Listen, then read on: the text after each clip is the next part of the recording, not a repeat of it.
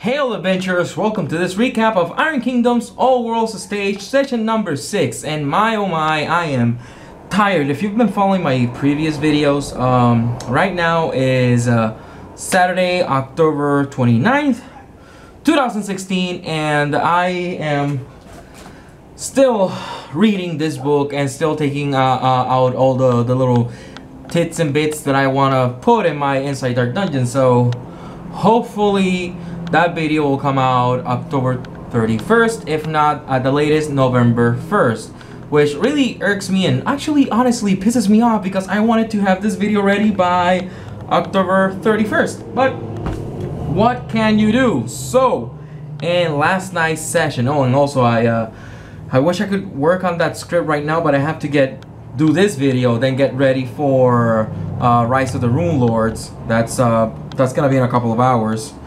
And I forgot to set the timer once again because the camera can't record for more than 30 minutes. Start. Alright, so last session, the players were tasked to go south to a town to investigate the whole dragon thing. So the session begins. The human, Ms. Goodall, she's in her office. A man comes in, completely cloaked, and tells her, "Fool, you will not defeat our great draconic Lord Draconis. You will die trying." And she's like, "What?" And he runs away. And she's like, "Wait!" And she asks her servants to stop him, and he just pushes them away and keeps on running. Surprisingly though, he dropped something, and it was a diary of all things. And in the diary it states, "Oh, these fools don't know that we know that they're going down south to Cape Cabal." And they're like, "How do these guys know?" Then she takes that diary to the elf Miss Coxsooth, and she explains the situation. Apparently these guys know that we're going down there. And apparently in the diary it says the only weapon that can strike down and kill our draconic lord is in our hideout. And it actually gave information about how to get to the hideout, and that they stored it away. And they're like, okay, either this is obviously a trap, or these guys are stupid and dangerous. So they gather their things. They take Jedediah with them just in case they need some poison or something like that, and they go down south. It takes them 3 weeks to get to the town. They pass by the mines that they went to in the first session. The foreman said hi from far away. They were at least the dwarf was weirded out that the foreman said hi from far away. So they get down there, and then interesting things happen. They're talking about how, you know, there's a fake dragon, and then I put the clip from Godzilla's roar, and they're like, "What?" And I explain, you know, there's basically, imagine Big Red from Dungeons and Dragons. That's basically what you see is Big Red. He's there, he's flying around, breathing fire, eating fish, and flying away and screeching. And they notice that 2 other arcane orders are there. The Bleak Thunder, I think it's one of them, and the other one is the Order of Fortune, something like that.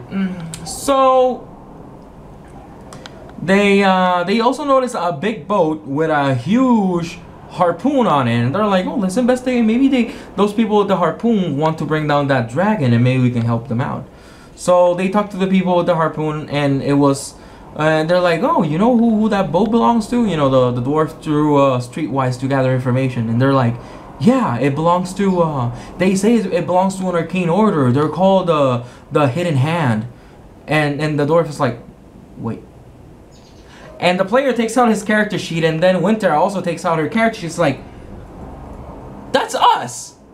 And I'm like, "Well, you remember that last session, your guild leaders, you asked your guild leader, are you gonna give us something to help us out?" And he said, "Yeah, I'll send a boat with a harpoon on it." So he actually delivered. So they spend the night at the boat. They decide, you know, let's strap some fishing nets at the back of the boat. Drive around in the water a bit. It's not drive, navigate on the water a bit. Gather a lot of fish, then throw the fish on the shore, and then when the dragon goes down to eat it, we impale him with the harpoon, and then we go to town on it. Then during the night also, Miss Coxwood decided to sneak into one of the King Orders' rooms at the inns they were staying, and she stole a couple of bags worth of stuff from them that they're gonna sell later on. Oh yeah, and during the way they actually encounter a couple of cultists that attacked them, and they were able to beat them. They took their daggers. Apparently those daggers are worth a bit on the black market, so they took those daggers. So the day comes, they find the dragon, they put all the fish, and it was funny because they mentioned the whole fish bit, and I look at Paladin, and he's very savvy when it comes to movie one-liners, and so am I. And I looked at him, and before he says it, I say, "That's a lot of fish." And he's like, "You beat me to it."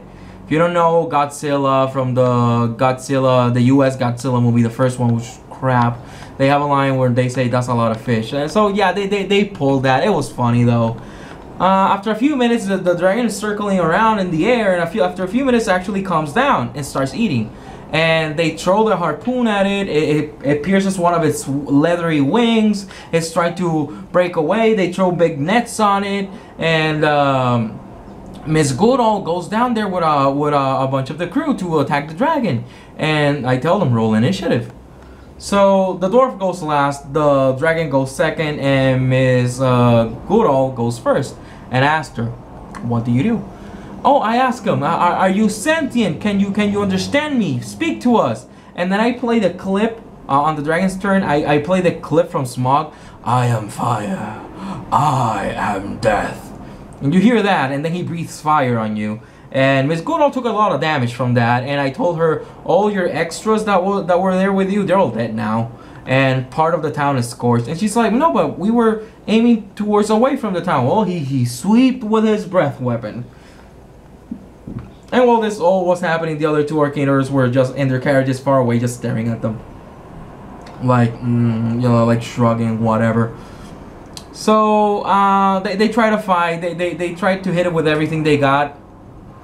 Miss Coxtooth, the dwarf, she actually had a really good shot. She hit the dragon. When she rolled damage, she rolled 2 6s on her hand cannon damage roll. And that was, I think it was 23 points of damage. And they're like, "Oh, 23 points of damage." Yeah, I don't like... You see the bullet like just on the dragon's scales, it just turns into mush. It basically disintegrates. That's how strong those scales are. Miss Goodall tries to rip away one of the dragon's scales, and she actually cuts herself with the dragon's scale. And I explained, yeah, they're scales, but they're done in such a way that, you know, that scales usually are on top of the skin, so you could technically, like, you know, lift them up. They're almost like, you know, almost like stairwise. There's no gap between those scales, so it's almost like a second skin that the dragon has. And they're like, crap. They go at it with everything they have, no avail. The dragon escapes. Miss Goodall told me, can I climb on the dragon, see if I can do anything? And I told her, you can, but me as a game master, I'm giving you a heads up. If you do that, there's a big possibility that the dragon will fly away and you're gonna fall, and after you fall, the falling damage is gonna outright kill off your character. So I strongly advised against it. And she's like, okay, I'll stay in the floor. The dragon flies away, breathes fire in the sky, brimstone starts falling down. They navigate in their boat really far away until that settles down. It settles down. First they're like, you know what, we can just go back into town, back to Granshelm, and tell the guildmaster, hey, that dragon is impossible to kill, so that's your report. But then they decided, no way, we have the diary, we can totally find out that weapon that supposedly is able to hit the dragon and kill the dragon. So they investigate the town, because apparently the hideout was in the town as well. Go figure. They find the hiding place. Miss Goodall finds the hiding place by herself because Cox was doing other things. She was staying back in the boat just to make sure. Because Goodall rolled her disguise roll to disguise as somebody else that wasn't Miss Goodall, but they actually rolled really high in their detection roll, so they actually were able to see past her disguise. Once she goes into the hideout, she gets surrounded by like 30 guys. Everything goes black, and I go to Miss Coxtooth. I say, it's been 2 hours and your boss hasn't arrived yet.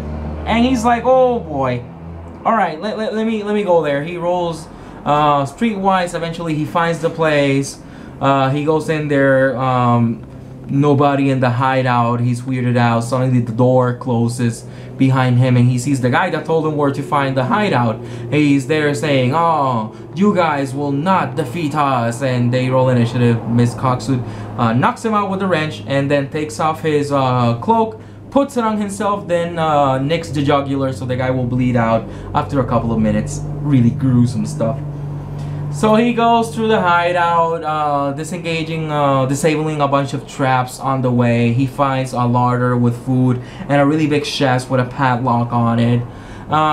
He arrives to the end of the corridors to a big door. But while I'm doing that, after he does a couple of things, I cut back to Miss Goodall and I tell her, "You wake up at a cell. You're wearing a skimpy slave outfit," and she's like, "Sort of like Leia's?" And I'm like, "Yeah, sure, sort of like Leia's."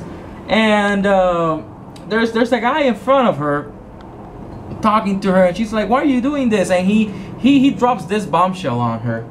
"You guys are the fable. It has been written many eons ago that two heroes, a human warcaster and a dwarf with a steam jack, we're gonna be the ones to strike down Draconis. You guys are the fabled heroes of legend." And the funny thing was, while I was describing that, I was cracking up so much in the table. I could not keep my face straight. And then Paladin's like, "You don't have to make it that silly." And I'm like, no. This part of the story, I'm writing it silly for reasons. And I have my reasons, and they're gonna be revealed eventually. So this is my plan, and I'm sticking to it. But that said, the players really enjoyed the silliness of it. I'm surprised that Miss Goodall only tried her convection spell once on the guy. She didn't just keep casting it on the guy, because she could have. She totally could have killed the guy, because he didn't have that much defense and that much HP or anything. But she failed her first one apparently. Oh, I failed the first one apparently because the guy said, "Oh, I am protected by my draconic lord." He really wasn't, so whatever. So yeah, they're going back and forth. She actually takes off her clothing. It's like, "No, I'm not worthy to be the dragon's slave because yet this such and such." And the guy's like just oogling her, obviously, because she's a really pretty woman. Then the dwarf, she opens the main door, and that time the dwarf didn't roll for detection. The dwarf had rolled detection many times before, but didn't roll detection that time, so it triggered a trap. A spear hit her in the back of the head, dealt a lot of damage. But she was fine, and then she looks inside. I explain what she sees. You know, Miss Goodall naked, complaining to this other cultist, and the cultist just looking at her, and he asked me, "Has the cultist noticed me?" And I tell him, "Yes, the cultist has noticed you, but he has chosen not to acknowledge that you're there." So he goes behind the cultist, knocks him over the head with a wrench, takes the cloak, and then nicks his artery. So, and this one surprised me because they decide to go back to their back to the entryway. And they didn't decide to look for Miss Goodall's equipment, like her weapons and her warcaster armor of all things. And I'm like, okay, the next encounter, yeah, this is me thinking, the next encounter is gonna be very difficult because these guys are being a little bit silly right now. They forgot that they don't have the warcaster armor. Anyways, they go back to the larder, they check the chest, they open it because the cultists actually had the key to that chest. And inside is a harpoon for a light steam jack. A little treasure there for Miss Coxwood, so that was very exciting for her. Then, sorry, okay. Then they go to the entryway. I tell them to roll detection. You notice that there are people at the entryway, and they roll their stealth, but the bad guy had high detection roll, so he detected them, and he's like, "Oh, come out, we know you're there." They look over the corner and they see 30 cultists and their cult leader. Their cult leader has a rope as well, but it's a very intricate rope, and he has something called the obsidian dragon glass sword. Because it has to be that bombastic. It's an obsidian sword that looks like it's made out of flames. So he has that, and apparently that's the weapon that can defeat the dragon. And they're like, we need to take that weapon. We need to kill that guy. So they pitter-patter a lot. I was gonna give them the chance to get the surprise round, but they pitter-pattered so much that I'm like, you know what? Just roll initiative. This guy knows that you're gonna get into combat anyway, so just go ahead and roll them bones, as they say. So the first one to go was Miss Coxtooth, then the occultist, then the cult leader, first Miss Goodall, then the cult leader, then Miss Coxtooth the dwarf. Fight starts. Miss Coxtooth the dwarf gave Miss Goodall her axe to make sure she had a weapon with her, because she had only the dagger that she took from the cultist. So she had an axe with her.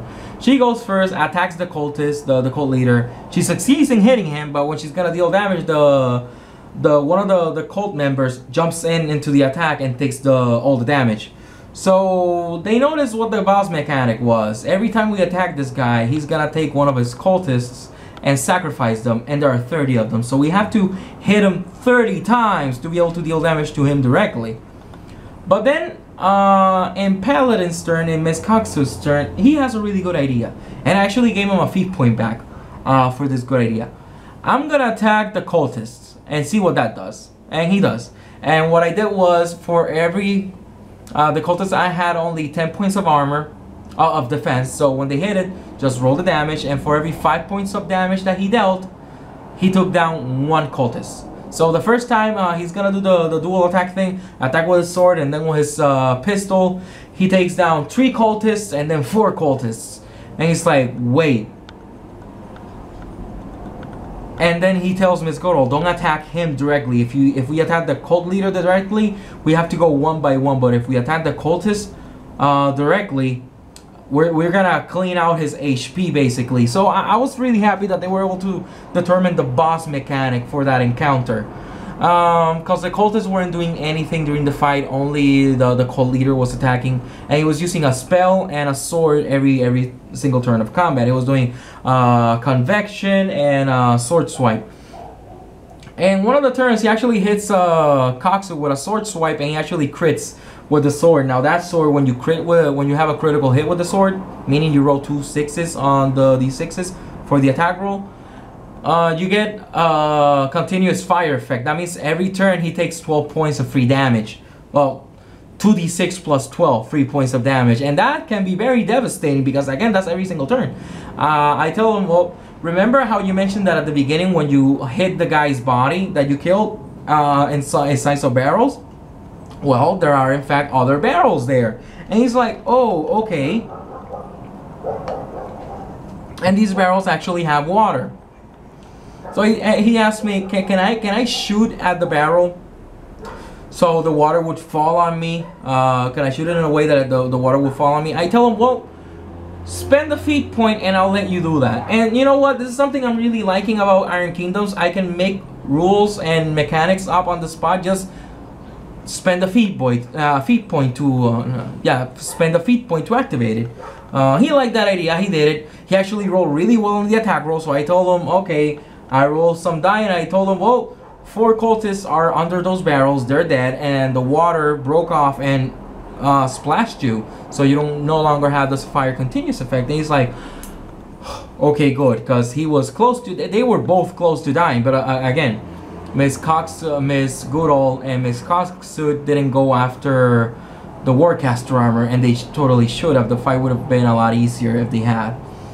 So once there were 3 cultists remaining, the 3 cultists, like they flanked their leader, and their leader starts preparing a spell called a Fire Sea of Flames, which gives everybody a fire continuous effect, and there were no more water barrels there. But in that turn, that they were able to kill off all the cultists, and Miss Coxtooth was able to hit the final blow on the cult leader. She actually dealt a crap ton of damage to that guy, so he fell. They took the sword with them. Then they decided, you know what, let's go in, because the guy explained that the Dragon's Lair is at the end of the hideout. They actually go there. They find there's a huge cave with a huge, really warm cave. And And they find some crates with a couple of gold pieces, and they actually find Miss Goodall's gear. They go into the cavern, and then Palin has an idea. Wait, stab the dragon glass sword on the floor, and Miss Goodall does that, and the dragon glass sword just soaks up all of the heat in the cave. And he's like, oh, I thought that the dragon was under the cave. Like he guessed, well, maybe the dragon like burned the ground to make like clay and then just burrowed underneath to keep himself cool or something. I don't know. Then they go to the end of the cave. It's a cliff face. They see the sky full of brimstone and blackness and fire in the sky. They decide to go running back to their boat. Now, once they were in their boat, they actually had to roll initiative because they were gonna encounter the dragon again, because the dragon screams, "You destroyed my cult. Now I'm going to destroy you, and soon all of Immoren will fall." And all that stuff. Because the idea was what the cultist told them: if the dragon eats the both of them, the dragon will attain ultimate power. How? Who's to say? Because that's part of the silliness of the fairy tale boss storyline that I'm running for them. Now, what happened later is they roll initiative. Actually, it's surprising, not surprisingly enough. Now this time, actually, the dragon went first, and then the players. The dragon just breathed fire on the top of the ship. The dwarf was able to hit the deck and not take any damage. Miss Goodall took a little bit of damage because she now had the Warcaster armor, so she was fine. I totally forgot to roll damage for hammer, but you know, some other day. I totally should have. Then I tell the dwarf, all right, roll to hit with the with the harpoon. Hope you roll high. So he actually like rolled, didn't like his roll, and actually spent a feat point to re-roll. But he rolled really well. He struck true. Then I told him roll damage, and when he rolled damage, he actually got over 20 points. No, actually he got exactly what he needed, because the dragon had 30 HP, and he actually rolled 30 on the damage roll. Because in total it was 29, but since he's an intellectual character, he has +1 to attack and damage roll, so he actually got to 30, and that was actually enough to kill the dragon. The sword impales him in the chest where his heart would be. You imagine? I told him. And then there's a huge explosion, and the dragon just falls with his wings towards the heavens, and just really far away in some very thick forest. It just falls, and you see a lot of smoke coming from there. And they reel in the blade. They have the blade with them. They go back into town. They notice that the other arcane orders are on their way to the forest to discover what was happening. Actually, the forest was about 12 hours drive away, so it was gonna take them a long time to get there. And they have a confrontation with the other arcane orders. The arcane orders explain, hey, we've been here for over 2 weeks trying to defeat this thing, and now suddenly you guys appear, and in less than a day you just take this thing down. We think that you guys planted whatever that creature is here just so you can take all the glory. But Miss Goodall actually tells them, and they get to an accord. All right, you guys can take a couple of pieces from the dragon. We're gonna take most of it.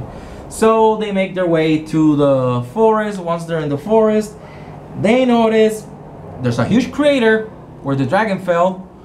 No dragon. And then Coxwood is like, do I even have to roll to notice the tracks of it standing and going away? And I'm like, no, you don't have to roll, because there are no tracks at all. Just a pile of rubble at the bottom of the crater. The other arcane orders are cursing at the sky, and they're really angry, pissed off. They just leave. And then Miss Goodall's like, no, this cannot be it. And she goes inside of the crater, and she starts moving the rubble. And I say, well, you actually find a guy, a human. And she checks him, and I told him, yeah, he has, as a human, he has a gash right here in the chest where the dragon was hit. She's like, crap. She's like, you know what? No, we're taking the body. I don't care. We're taking the body. I told her he's holding something in his hand. She takes it, and it's a piece of parchment similar to the piece of parchment that fell off Dreadlord Necronus that said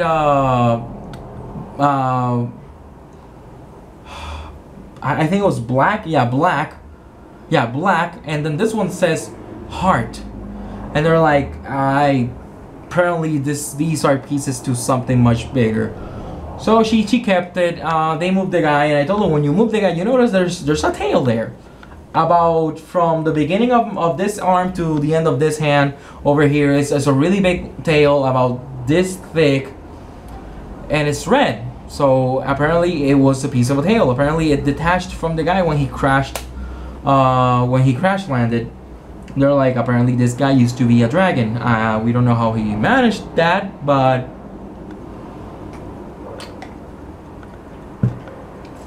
sorry. They go back to Grandselm 2 weeks later. They arrive to Grandselm. The guild master's there. They give him all the reports, all the things he says. He's so happy he's gonna give them a bonus for a job well done. They give him a couple of the ritual daggers. They keep the sword. Totally forgot to ask them what they mentioned about the sword, because they kept the sword and they weren't supposed to keep the sword. But then, you know, they keep it. They're happy. They go to their fence, ask the fence to fence a couple of things they stole. 2 days later, they get all their money. They made around 175 gold crowns in total. We actually discovered something interesting, because there are no strict rules for how much coal you have to give the steam jacks to use them, because the book itself, and that's the first weakness I've actually seen in the book. It's vague when it comes to coal and how much coal you need to use per day. You know, talk to the game master to see how much coal is fair, because this could really screw up field mechanics and their steam jacks and blah blah blah. But I told him, you know what? Remember the time you used that magical water in the first session on Hammer, and it made them all sparkly? It made him more efficient. So Hammer only needs 1 pound of coal per day to function. Because usually it will technically be a lot more per day, but I'm like, whatever, 1 pound per day, so 5 gold crowns per day, basically. But he has something that counts that by half, so only 3 gold crowns per day. They tried to go look for Gumshoe to see what's been happening, because they've been out of the town for 6 weeks now. Gumshoe's working a lot. They go the next day. Gumshoe's not there. They ask him to see where he is. Apparently the captain of the police told him to go back to his house, because he's been working himself to death. They go to Gumshoe's house. They convince him to go to sleep, because the guy is rambling, talking about Agalites being sinister, and supposedly people are after him and after them as well. And the guy is drunk on tequila and drunk on sleepiness. So they actually are able to make him fall asleep. They guard his house the whole day, which I found to be really cool of them to do. And they go back to their house. Then the next day, they had told Gumshoe to meet them around 10 a.m. But at 10 a.m., it's not Gumshoe who's there. It's actually Adam Adamant who's there waiting for them. And I tell Miss Goodall, Adam Adamant is there. However, remember his long flowing hair that he had? He cut it. He has a buzz cut now. And he has his military uniform on, and he's holding his military cap in his hands. And she's like, oh no, is he dressed like that just to impress me? Because that's what she thought. And I told, well, he comes up to you and he says, can I have some alone time with you for a minute, please? And they talk in her office, and he says, after the recent incidents with the giant red lizard down south, a lot of people from Manoth started attacking, saying that it was an abomination. They needed to cleanse Signar. Well, because of those insurgencies, I've been called into action. I've been activated in the militia, so I'm gonna be off for I don't know how long. Hopefully it's not gonna be that long, but I have to push these guys back, so I'm gonna go to war now. And she's like, oh. And I know how players are, because the first thing they're gonna think is, oh, he's gonna die. He's gonna die in the war. And I'm like, I'm not that obvious. give me some credit. I think myself a good storyteller. And he gives her a little gift. He's like, this is for you. My brother has one just like it. I just wanted you to have one too. And he asked her, can you do me a favor while I'm away? Take care of my brother for me, because he tends to get a bit depressed when I'm out on military business. And she's like, sure, no problem. She's a little bit sad. She was a little bit sad. He gives her a peck on the lips, kisses her hand, and does the whole thing that he like holds her hand while he's leaving. Gives her, looks back at her before he leaves, and says bye like this, really sad. And the player and the character are both really sad. She opens the present. It was a music box that had the emblem of the house, and she opens the music box, and I start playing his theme from Undertale, the music box version, because it sounds sad, and it's a music box, so I'm using that music box there because that's the theme song for the ARMR family. And memory from Undertale. And I told her, well, it's not only a music box, but it's also like a jewelry box, and at the bottom you see a ring with a big old gem on it. And she's like, what type of gem? And I'm like, well, obviously a diamond. And suddenly she realized this guy wanted to propose to me. And I explained, well, take it from where it's coming from. He's gonna go serve to a war. He doesn't know if he's gonna come back. So he didn't propose to you directly because he doesn't know if he's gonna come back. So he doesn't want to get your hopes up. At least knowing how adamant is, that's what you can guesstimate from him. So at the very least, if he does that, you can keep that diamond ring as a keepsake. So she was sad because of what happened.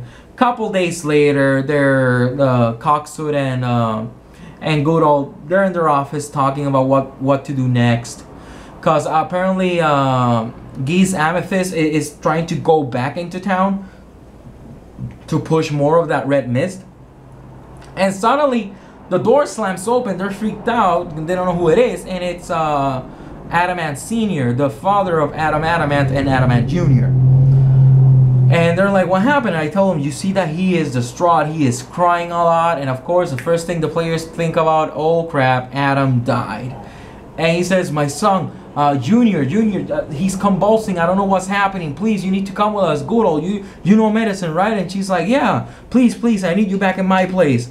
And they go back to Adamant Estate, and they find the kid there. He is convulsing. He is shivering a lot. He's shaking, and they have a lot of doctors there trying to control him. They don't know what's happening. And Goodall rolls her medicine skill. She rolls really low, so she spent a feat point. She rolls better, and you're able to calm him down a little bit. And you open up his eyes to check them, and then there's where you notice it. His eyes are yellow and bloodshot. This kid has been given a dose of red mist. And the look on the players' faces when I told them that the kid had been given a dose of red mist, it was amazing. Because it was a combination of sadness, desperation, and hate towards Geese Amethyst. Because Coxwood goes back into town to try to see if they can find anything to help the kid to bring Jedediah. And I tell them, well, when you get back to your arcane order, one of your servants says, hey, a guy came in and gave this to us. It's like, what kind of guy? Oh, it was just a tall, lanky guy with a lot of thick hair and dreadlocks with a bunch of tattoos. And he says, give this to your masters. And he just left. And when he opens this, it just says, I'm back in town, signed Geese Amethyst, with the emblem of the Adamant house punched into the paper. So they realized that Geese went after Adamant Jr.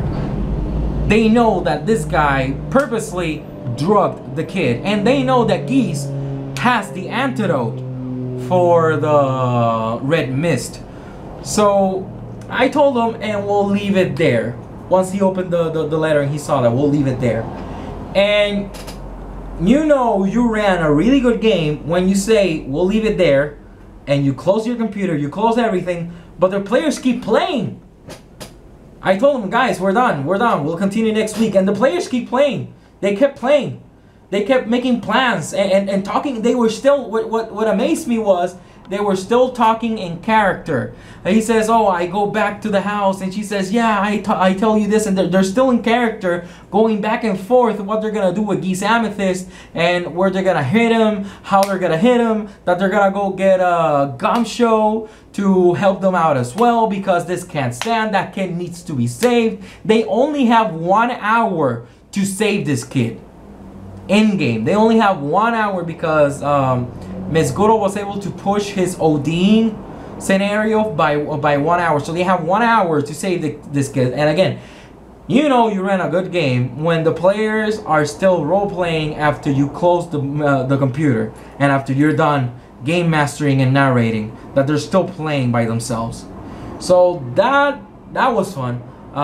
Ms. Coxsuit's player told me that was an amazing cliffhanger to leave it on. The player of Goro, she's distraught. She's like, I don't want this kid to die because I feel that if he dies, Adam is gonna hate me forever, so we need to do something. Next session is gonna be pretty damn interesting to see how they do to save the kid, because there are a lot of scenarios on how they can save the kid, and there are a lot of scenarios on how they can screw up and the kid can die. Take too long, the kid can die. Screw up royally, the kid can die. Because again, they have 1 hour in game time to be able to save the kid. So we'll see. I have a couple of ideas I want to do for next session when they face off against Geese Amethyst. My idea, I don't know if I'm gonna be able to do it. I don't know if I have the shops as a game master to do it, but I want the whole session, the whole 4 hour session, to be that 1 hour in game. I don't know how I'm gonna do it, but I'm gonna try my best to do it like that. To do one of those really long episodes, but in reality, in game is just about an hour. The players were very happy with how the session played out. They liked the silliness of the dragon. They liked the seriousness of Geese Amethyst coming back. They found it interesting, the whole Adam Adamant sort of proposing to Ellie Goodall, even though that Moira Sterling, the character's real identity, is actually more in for Gumshoe than for Adam, but she's still like confused because Adam Adamant is a surefire guy. She knows she's never gonna be wanting for anything, but Gumshoe is adventurous.